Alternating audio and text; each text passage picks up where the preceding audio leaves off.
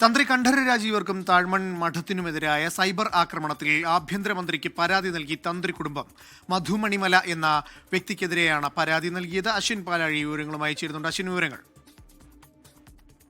ഇന്നാണ് ചെങ്ങന്നൂർ ഒരു പരിപാടിക്കെത്തിയ ആഭ്യന്തരമന്ത്രി രമേശ് ചെന്നിത്തലയ്ക്ക് തന്ത്രി രാജീവ് കണ്ഠരുടെ ഭാര്യ ബിന്ദു രാജീവർ നേരിട്ട് പരാതി നൽകിയത്. മധു മണിമല എന്ന ആളുടെ സോഷ്യൽ മീഡിയ അക്കൗണ്ടുകളിൽ നിരന്തരമായി തന്ത്രി കുടുംബത്തിനും തന്ത്രി കണ്ഠരര് രാജീവറിനുമെതിരെ അധിക്ഷേപകരമായ വീഡിയോയും മോശം വീഡിയോകളും ഒക്കെ പ്രചരിപ്പിക്കുന്നു എന്നുള്ളതാണ് പരാതിയുടെ ഉള്ളടക്കം. ഒപ്പം ഇതുവരെ പോസ്റ്റ് ചെയ്ത വീഡിയോകളുടെ പകർപ്പടങ്ങിയ പെൻഡ്രൈവും ആഭ്യന്തരമന്ത്രിക്ക് നേരിട്ട് കുടുംബം കൈമാറിയിട്ടുണ്ട്.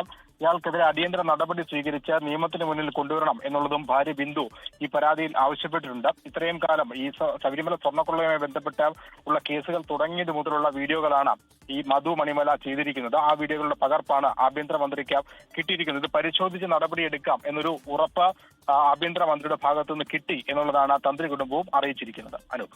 അശ്വിൻ പാലാഴിയാണ് ആലപ്പുഴയിൽ നിന്ന് വിവരങ്ങൾ നൽകിയത്.